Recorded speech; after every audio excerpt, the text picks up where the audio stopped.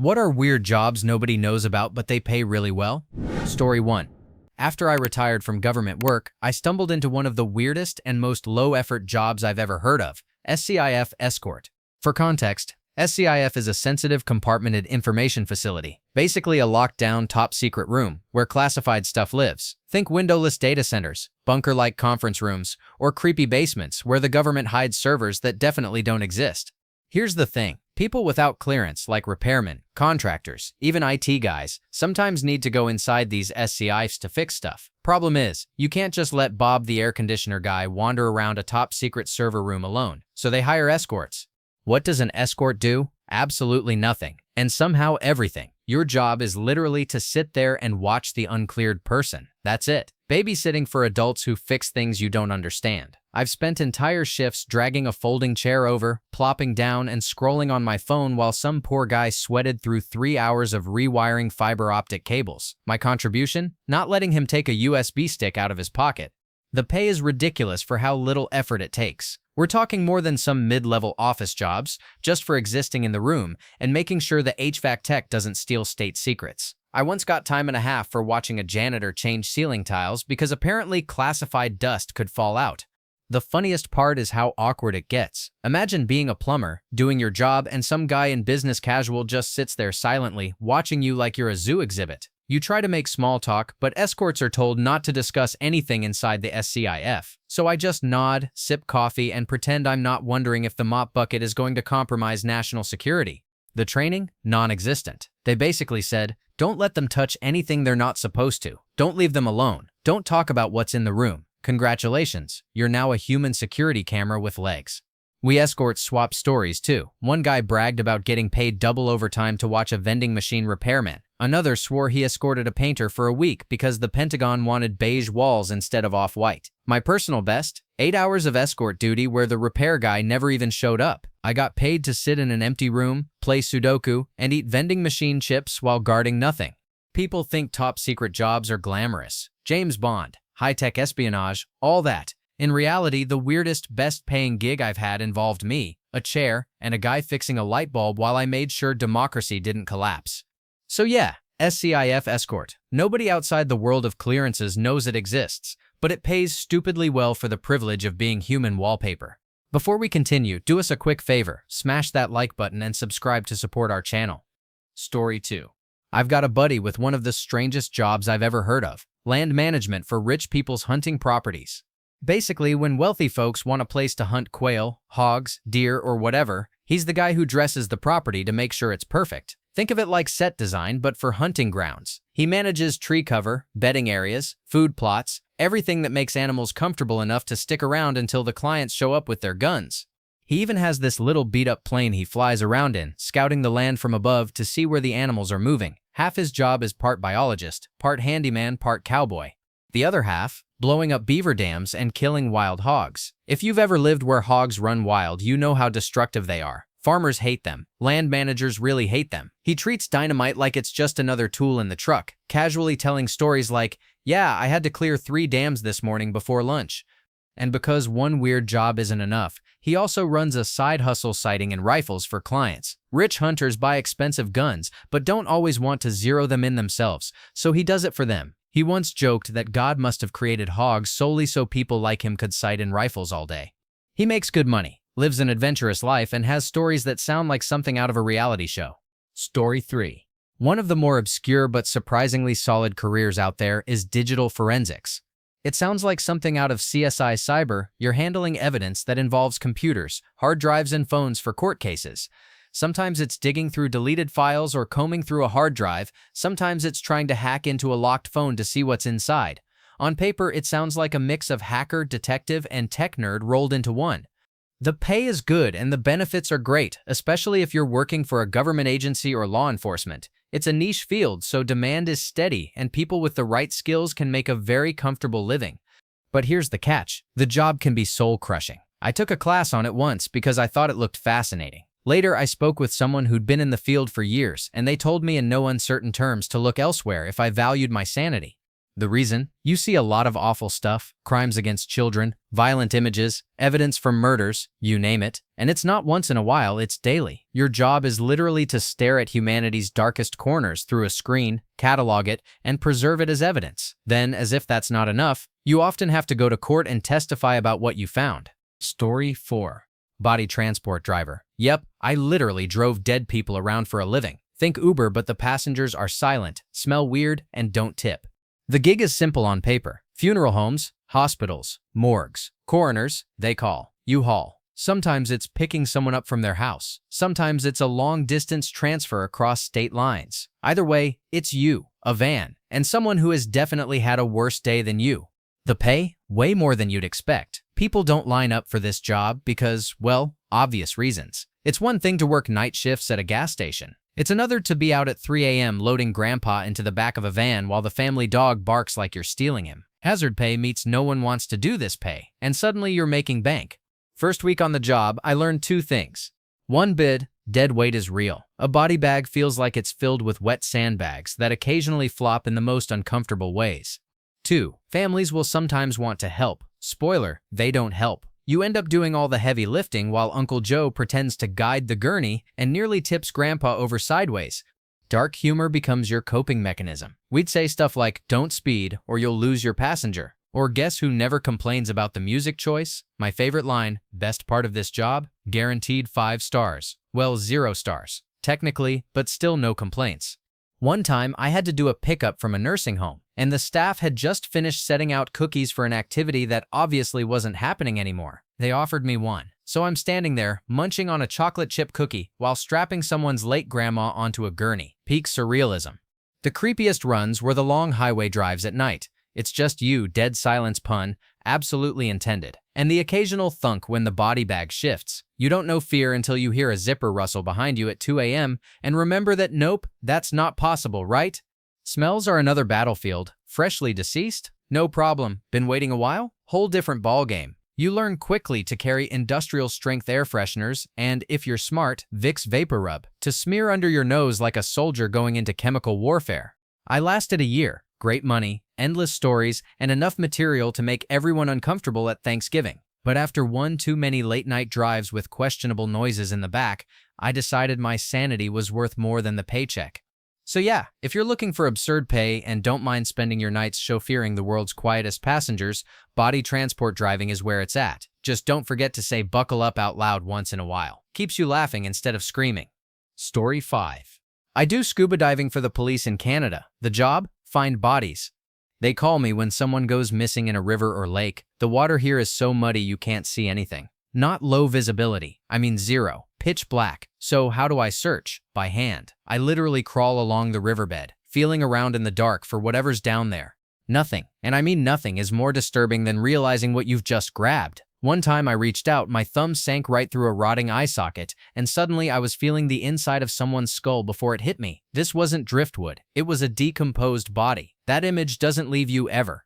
The pay is ridiculous. I make about $600,000 a year. Sounds amazing, right? Life-changing money. Except not. It's not worth it. I got into diving because I wanted to be an underwater welder. The plan was hard work, dangerous, good pay. Instead, I got pulled into this because the money was better, and the police always need people willing to do it. But the things I've seen? Haunting. When visibility is 3 inches or less, you're basically nose to nose with corpses before you realize they're there. You don't know fear until you've stared into a face underwater and it takes you a full second to process that it isn't alive anymore. You don't know disgust until you've felt human skin slough off in your hands like wet paper. People hear the salary and think, damn, that's worth it. No, it's not. Every dive feels like trading a piece of your sanity for money. I often think I'd rather be broke or homeless than live with some of the memories burned into my head. Story 6. So I used to work for a specialized cleaning company that dealt with crime scene remediation. Basically, whenever there was a violent crime, accident, or sometimes just a really bad unattended death, we were the people who went in afterward and cleaned everything up. It's not the kind of job you tell people about at a party, unless you want the whole mood to shift instantly. But here's the kicker, it paid insanely well. Like you don't need a college degree, but you're making double what your friends with masters are making. Well, and the reason is simple, nobody wants to do it. The first time I went on a job, I almost walked away. It was a small apartment where an older guy had passed away, and no one found him for weeks. The smell hit me before I even got inside, and once I did, let's just say nature had already started reclaiming him. It's one thing to hear about decomposition. It's another thing to have to scrape it off a couch with your own 2 hands. The supervisor told me to breathe through my mouth and keep moving. I gagged the entire time. But after a few weeks, something strange happens. You get used to it. Don't get me wrong, it's still gross, it still messes with your head sometimes, but your brain sort of builds a wall. You stop seeing what you're cleaning, and you just start seeing the job. And that's where the money comes in. The company charged clients thousands for even a single room cleanup. I was taking home fat checks every 2 weeks, and all I really needed was a strong stomach and the ability to keep quiet about it. The worst job I ever did was in a house where someone had hoarded animals. They'd passed away, and by the time we got there, it was like a horror show. Dead animals, live ones, starving, floors soaked with things I won't describe. The neighbors wouldn't even step outside while we worked. We were in there for 3 days straight, full hazmat suits, respirators, the whole deal. By the end, I swore I'd never eat chicken again.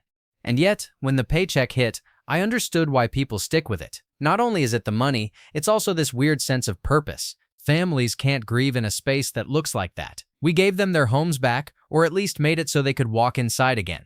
I eventually left the job because I didn't want to carry the mental weight forever, but I'll never forget how absurd the pay was compared to the fact that the only requirement was being able to stand smells and sights most people can't handle for 5 seconds. So yeah, if you're wondering what job pays absurdly well because no one wants to do it, crime scene cleaner.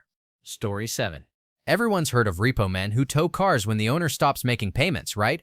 Well, I found out there's a whole other level of repo out there, yachts and private jets. I met this older guy once who had a pilot's license, and he told me he was constantly getting calls from companies looking for people like him. Not to fly charter flights, not to teach students. Nope, to repossess planes. As in, hey, this rich dude stopped paying for his $10 million Gulfstream, so we need you to fly it out of his hangar before he notices. Apparently, the money is stupid good. They pay pilots way above normal rates plus bonuses because the job is basically grand theft airplane but legal. Same with yachts. You sneak into a marina, fire up some millionaire's floating mansion, and sail it away to the bank. But here's the catch. Nobody knows what kind of security the current owner might have. You're not repoing some broke college kid's Honda Civic. You're repoing a jet from a guy who might have private security, lawyers on speed dial, or let's be real, some connections you don't want to piss off. The pilot I talked to flat out refused. He said, I don't want to find out what kind of man guards a $10 million plane and what he's willing to do to keep it. Which, fair, if I'm going to steal back property for the bank, I'd prefer not to get shot by a bodyguard with an AR-15.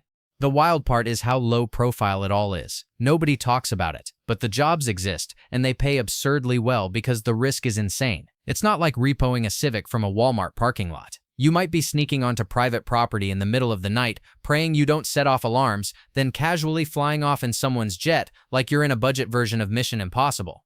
And these repo guys, they've got stories. One guy said he had to disguise himself as a mechanic to get access to a plane, then just taxied it out like nothing happened. Another said he was halfway through sailing off with a yacht when the previous owner's staff showed up, screaming bloody murder. Imagine explaining to a group of angry people, sorry, your boss didn't pay, so this yacht belongs to the bank now. Please don't stab me with a champagne corkscrew. The pilot told me the money was tempting. He could have been making more in a few months than most commercial pilots do in a year. But the danger? Yeah, not worth it. He stuck to teaching flight school instead.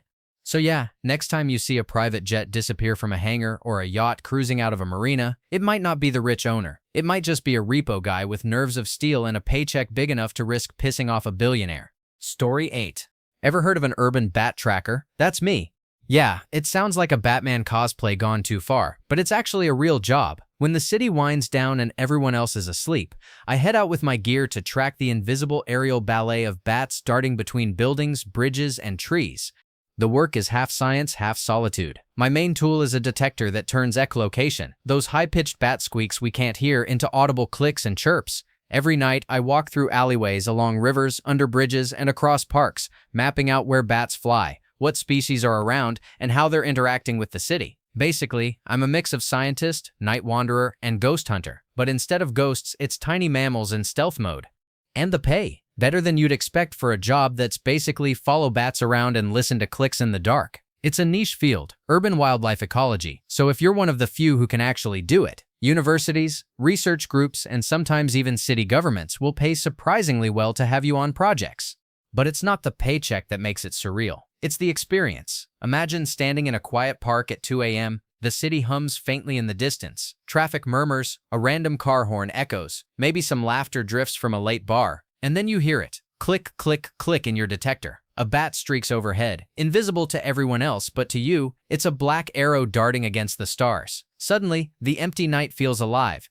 Bats are misunderstood creatures. People think of rabies, horror movies, or Halloween props. But watching them in real life, it's poetry. They dive, swirl, and skim rivers in perfect arcs, catching insects mid-air with a precision that puts fighter pilots to shame. I've stood on rooftops watching dozens circle a city block like it was their personal racetrack. It's impossible not to feel awe at how much life happens right over our heads without anyone noticing.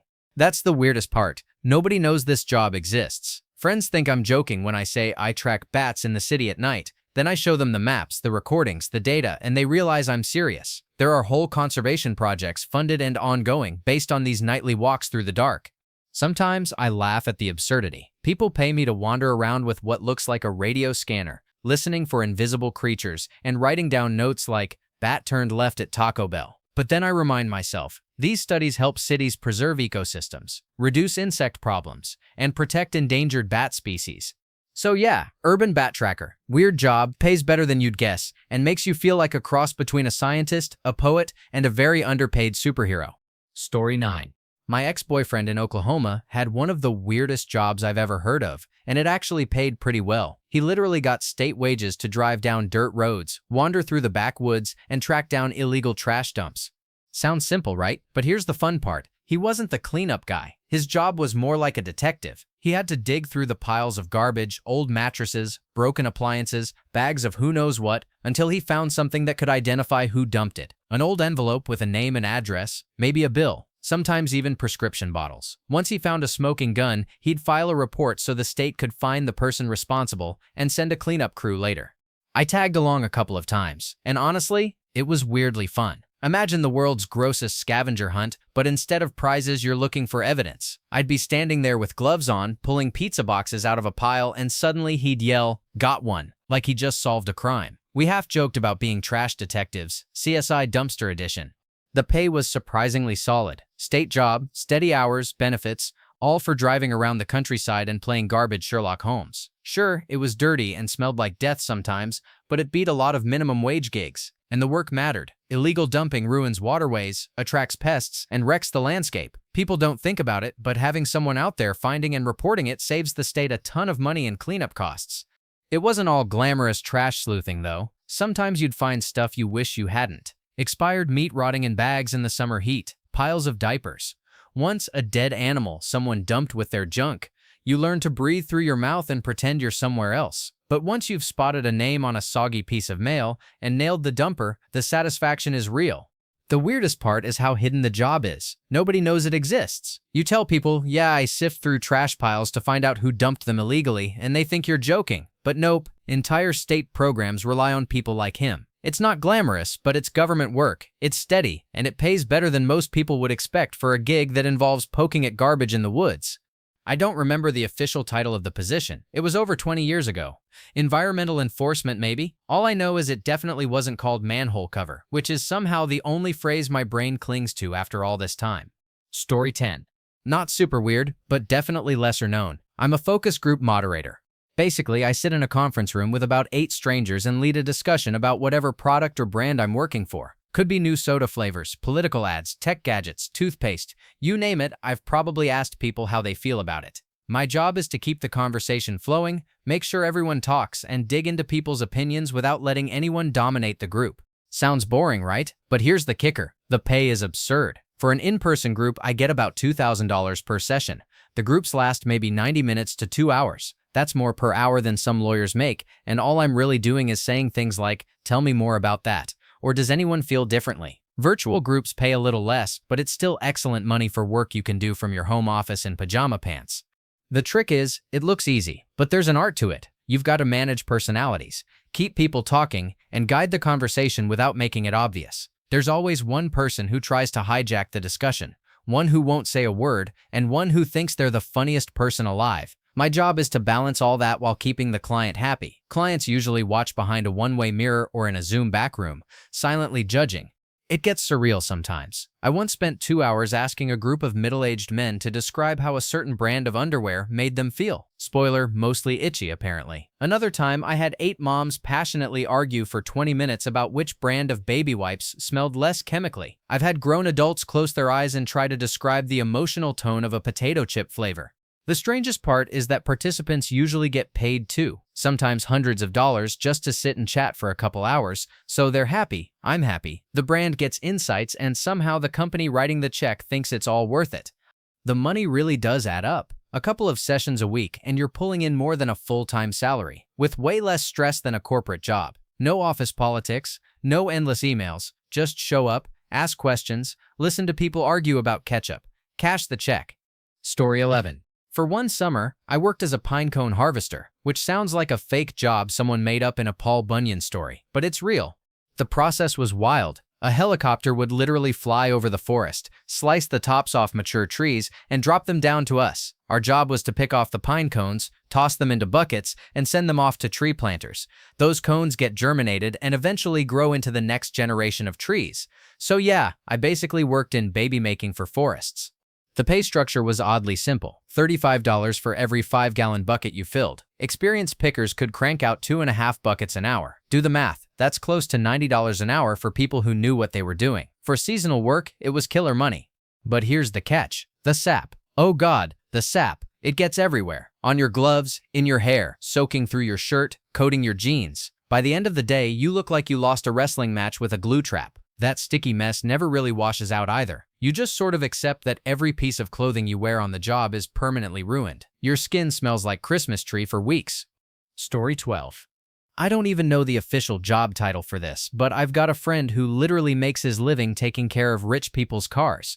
And no, he's not a mechanic. He doesn't fix them, doesn't detail them, doesn't build custom exhausts. His whole gig is basically being the car babysitter for the ultra-wealthy.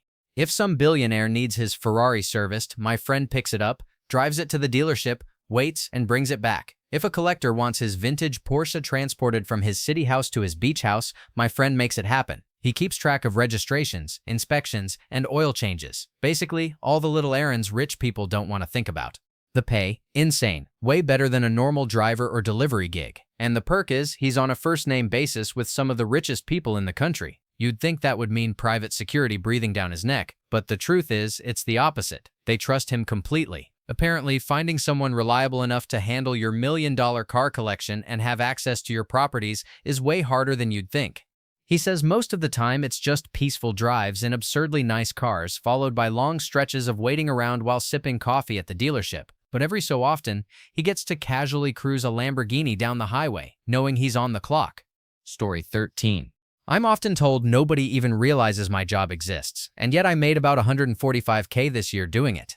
I trade energy between different power companies on the West Coast. Sounds shady, but it's actually a normal, necessary job. Basically, I send instructions to power plants, telling them when to ramp up or down, and then schedule the energy to flow along transmission lines. If you've ever wondered how the grid magically balances electricity so the lights don't flicker, well, it's partly people like me making sure supply and demand meet in real time.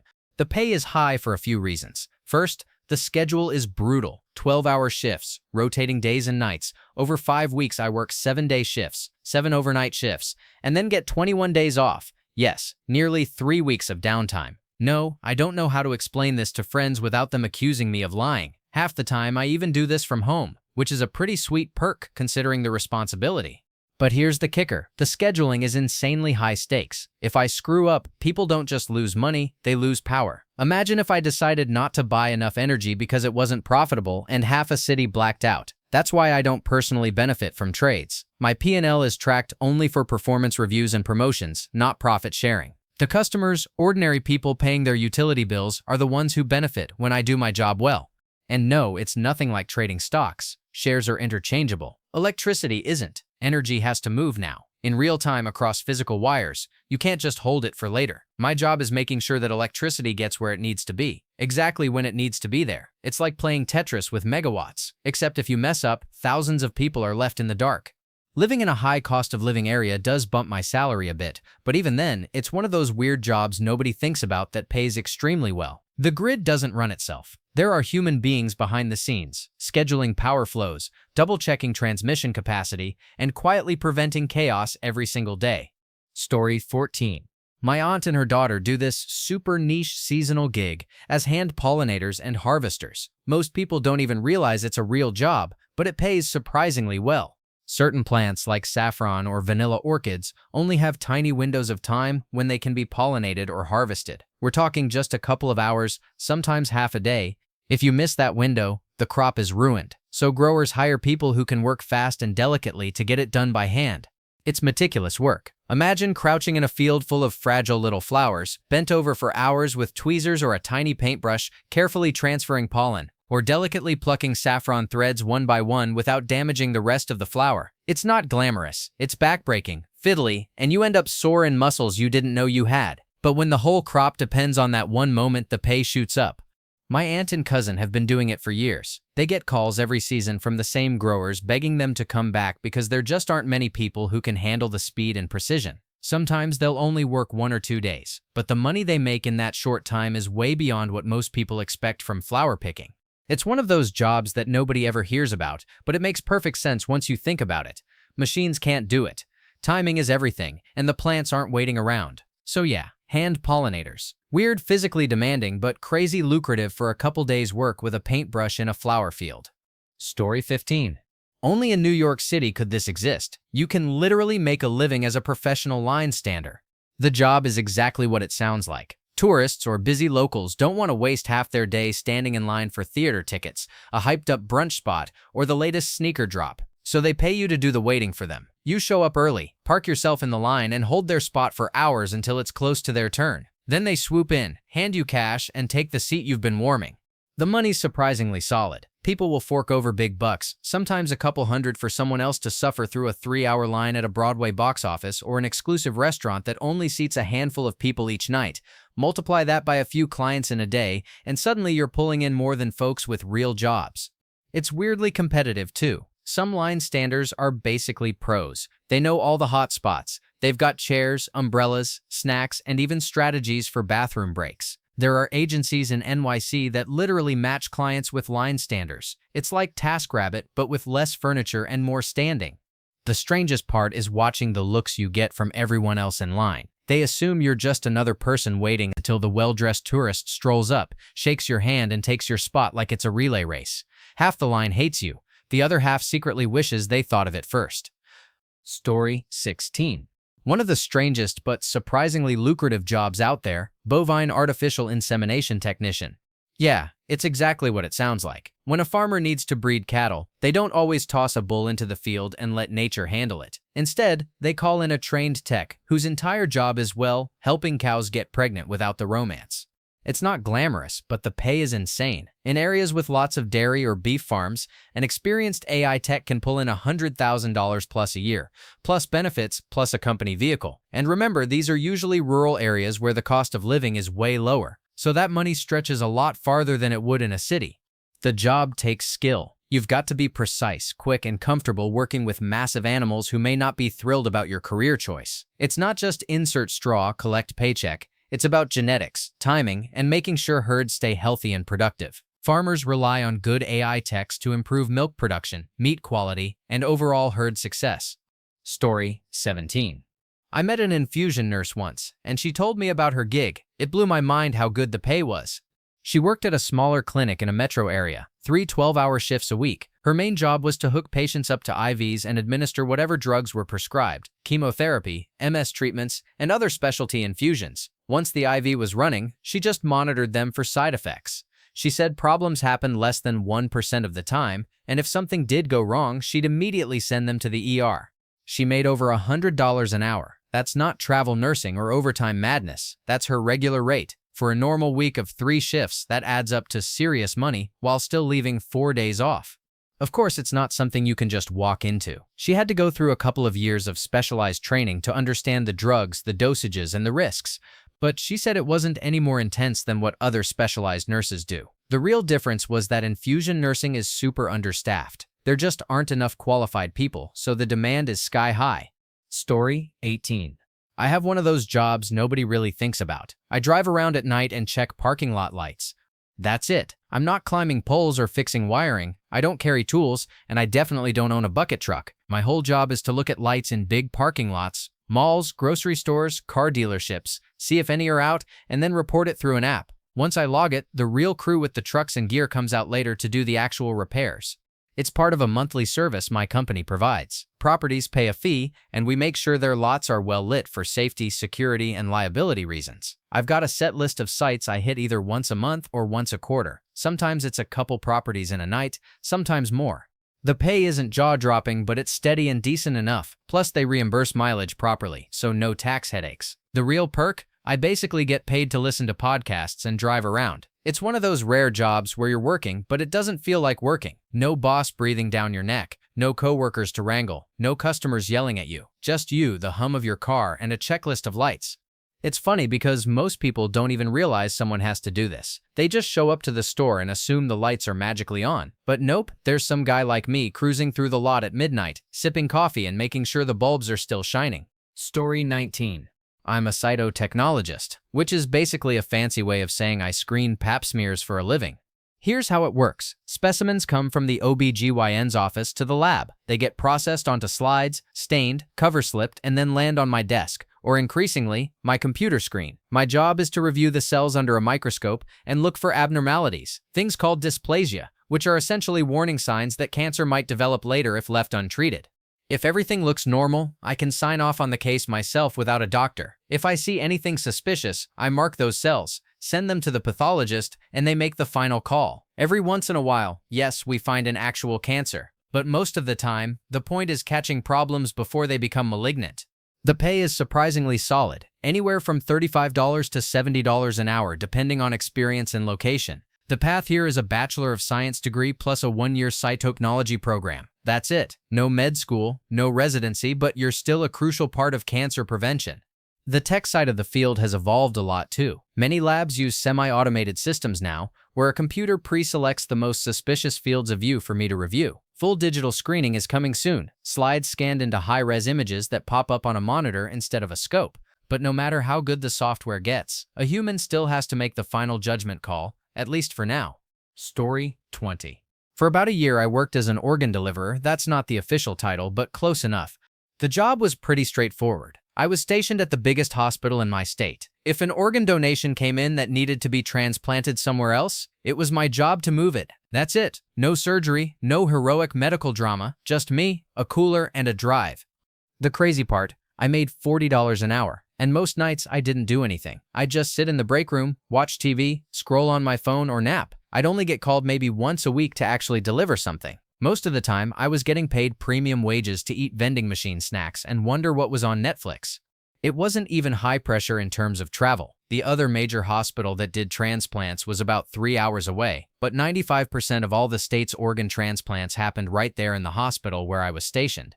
So 9 times out of 10, I wasn't going anywhere. On paper, it sounds like a dream gig. Tons of money to do almost nothing. And in some ways it was, but honestly, it was boring as hell. There's only so many nights you can sit around waiting for something that almost never happens before you start to feel like your brain is melting. I wasn't exactly feeling fulfilled career-wise. Still, it's one of those weird little jobs that people don't even realize exists. Somewhere out there, when a heart, liver, or kidney needs to move from one hospital to another, there's a random guy with a cooler making $40 an hour to be organ Uber. Story 21.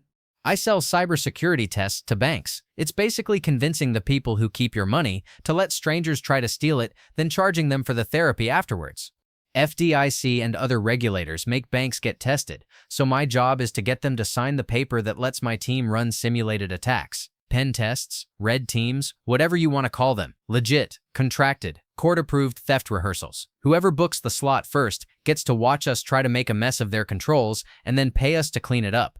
Comp structure is sweet and weird. I get a cut 10% on basic runs, 30% on the big cinematic jobs. Our entry-level package starts around $50K. A full 2-week full-team assault is north of $500K. I don't personally break into anything. I sell the fear, coordinate the logistics, and then debrief the executives while they watch their security melt like ice cream in July. The debriefs are the best part. Upper management sits in a room unable to tell anyone else, watching footage of their systems getting pestered until something snaps. My favorite, showing a CFO the tape of a kid intern sweet-talking an admin into opening the floodgates. No code hacking, just human gullibility. The CFO went pale, then laughed, then called legal. The ironic truth, 90% of the time we don't need to exploit a zero-day. People hand over the keys. It's humbling and terrifying. You learn that security isn't just firewalls and fancy logs, it's mostly coffee, convenience, and bad habits. Story 22. Sometimes being a poll worker can be good money. We had a referendum last month and I worked as an absentee voting officer. Worked 6:30 a.m. to 8:30 p.m., attended a 1-hour training session, and came in for 2 hours the night before to help our booth supervisor set up as their 2IC was sick or something. All up, I got paid about $740. On the day itself, our booth was super quiet, so I spent half the day sitting at a desk waiting for something to happen. The next day, I helped at a depot counting ballots for 9 hours and got paid $46 per HR. Then again, working during the week is not good money, as it only pays $2 per her. Story 23. I'm a medical unit secretary, and I swear nobody outside of healthcare even knows this job exists. Do I make $100K a year? Hell no. But is it an amazing starter job that pays better than fast food, with less stress and way more sitting down? Absolutely. If I had known this role existed years ago, I would have jumped on it immediately. I work nights, 3 12-hour shifts a week. Day positions are out there too, but I'm naturally a night owl, so it works for me. My unit is the NICU, Neonatal Intensive Care, which is locked down. My big responsibility most nights is verifying visitor IDs and making sure only the right people get in. Beyond that, my job is a mix of answering phones, typing up assignment sheets, ordering supplies, and admitting discharging babies on the system. Sounds busy, but honestly, I usually do about 3-5 hours of actual work. The rest of the time is a whole lot of nothing, getting paid to sit at a desk, scroll my phone, or chat with the nurses. Tonight, for example, I got floated to a 6th floor unit because they needed someone for their ratios. I'm literally getting paid for 12 hours to do nothing. The schedule is the real perk. 3 days a week, that's it. With shift differentials, I make more in 3 nights than I did working 5 days a week at my old job. And the best part? The extra time off. I actually have the energy for hobbies now, instead of dragging myself home from a soul-crushing 9-to-5. There's no hard and fast education requirement. Customer service experience, a little tech knowledge, and proper phone etiquette are plenty to get your foot in the door. Once you're in the hospital system, you can move around, pick up shifts, or even move into other roles. It's not glamorous. I'm not buying Teslas or posting rise and grind nonsense on LinkedIn. But my bills are paid, I'm comfortable, and I've got way more free time than most of my friends. Story 24. I made my fortune as a consulting engineer, and most people have no idea how crazy and lucrative that job can get. A colleague of mine spent his entire career glued to the office, safe and sound. Me? I volunteered for every assignment abroad. If there was a project in a place most people wouldn't go near, I was the first to raise my hand. And that decision is why I was able to retire early on an island in the South Pacific. Mexico City was one of my early big gigs. I had a driver, a fixer, and a bodyguard assigned to me. At first it felt excessive, like I was some kind of minor celebrity. But when you're moving around with millions of dollars in contracts on the line, you realize you're not just an engineer, you're a target. Rural Egypt? Same deal. Only this time I went everywhere with a driver, an interpreter, and a police escort. The first time I looked in the rearview mirror and saw the flashing police lights behind my car, it hit me. Oh, right. I'm the high-value hostage risk here. It's not something they tell you in engineering school. Over 15 years, I cleared the order books for Central America and the Middle East, hopping from one tough environment to another. The money was incredible. Danger pay, travel allowances, and the sheer volume of contracts you get when you're the guy willing to go places no one else will. My colleague who stayed behind, safe, comfortable, and stuck at a desk. Me, exhausted, stressed, but raking it in. Eventually, though, the pipeline shifted. All the new work started coming out of Central Africa. And as much as I loved the adventure and the money, I knew where that road led. Engineers are valuable, sure, but in unstable regions, valuable is just another word for hostage bait. So I quit, walked away. After years of police escorts, bodyguards, and carrying the constant awareness that someone might want to ransom you for more than you're worth, I decided I had enough. I took my earnings, packed it in, and retired early to an island in the South Pacific. Story 25. One of the strangest high-paying jobs right now, Cobol developer. For anyone not in tech, Cobol is a programming language older than most people reading this. It's clunky, unbearably tedious to work with, and no one in their right mind enjoys coding in it. It's been considered obsolete for decades. So why does it pay absurdly well? Because banks still run on it. At least in my region, most banks built their core systems, everything from transactions to customer records on Cobol back in the day. It's stable, and it still works, but nobody actually understands the code anymore. Seriously, entire companies are operating on critical software that no one fully knows how to maintain. So what do? They scramble to find someone, anyone who knows Cobol. Ideally, that person can also port the old code to a modern language, but that's risky, expensive, and could break everything. So instead, they just pay a fortune to keep a few Cobol developers around to patch the holes and keep the dinosaur alive. And I mean fortune. I've seen offers north of 60k euros a year for entry-level, no experience needed juniors, straight out of university. You can be making more than friends with advanced degrees in other fields, just because you're willing to suffer through code that looks like it was written on stone tablets. A friend of mine took one of those jobs fresh out of college. Within 2 years, she was making more than anyone else I know at that age, and then she quit. The work was just that boring, annoying, and mind-numbing. Story 26. Here's how it works. Cranberry bogs get flooded during harvest, so the berries float up. Workers wade through the water with rakes and nets, corralling the bright red cranberries into piles for collection. Sounds almost peaceful, like autumn farm work with a paycheck that would make a Wall Street analyst jealous. Except bog spiders, big ones. They live in the cranberry fields and do an important job keeping other critters away from the berries. But once the bog is flooded, the spiders aren't staying on their little grass patches anymore. Suddenly you are the only dry land around, and they treat you like an island. So while you're busy wrangling cranberries in waist-deep water, you've got dozens of fat spiders crawling up your arms, clinging to your clothes, even dropping onto your head. They bite, they hang on, they don't care how much money you're making, they just want out of the flood, and you're their lifeboat. Most people can't handle it. The pay is so high because almost no one is willing to sign up for daily arachnid horror just to harvest fruit. Story 27. I've worked just about every position you can imagine on offshore oil rigs. I'm in my early 50s now, still doing it and still enjoying it. The money? Absolutely stupid. Right now, working internationally, I clear just under 900 USD a day, and they even cover my taxes. That adds up fast. Over the years, it's bought me a $2 million home, a $1 million investment property, and the buy-in for my wife's business 20 years ago. Her business now makes almost as much as I do. At this point, I'm not working out of necessity. I'm working because I like it, and I spend my paychecks the way my colleagues blew through theirs 2 decades ago.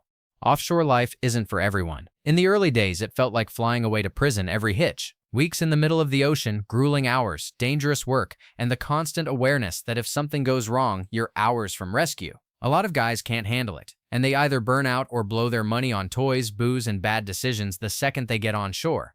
But if you stick it out, play it smart, and climb the ladder, you get to a point where things look very different. By the time you're in your 50s and still in the industry, you're not the kid pulling slips or busting your back on the drill floor anymore. You're in the senior roles, OIMs, offshore installation managers, captains, subsea engineers. At that level, you're not hired for muscle, you're hired for experience. You've seen it all before, you've solved problems in every crisis, and that kind of knowledge is invaluable.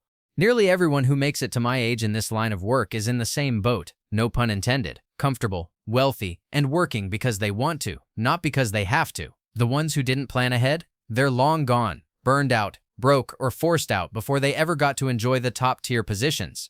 It's dirty, it's dangerous, and it takes a toll. But offshore rigs pay life-changing money, especially if you're willing to go international and work the big jobs. And if you can survive long enough to hit the senior ranks, the work becomes more about oversight and decision-making than sheer physical grind. Thank you for watching. If you enjoyed this video, be sure to give it a thumbs up, subscribe, and hit the bell icon so you never miss an update.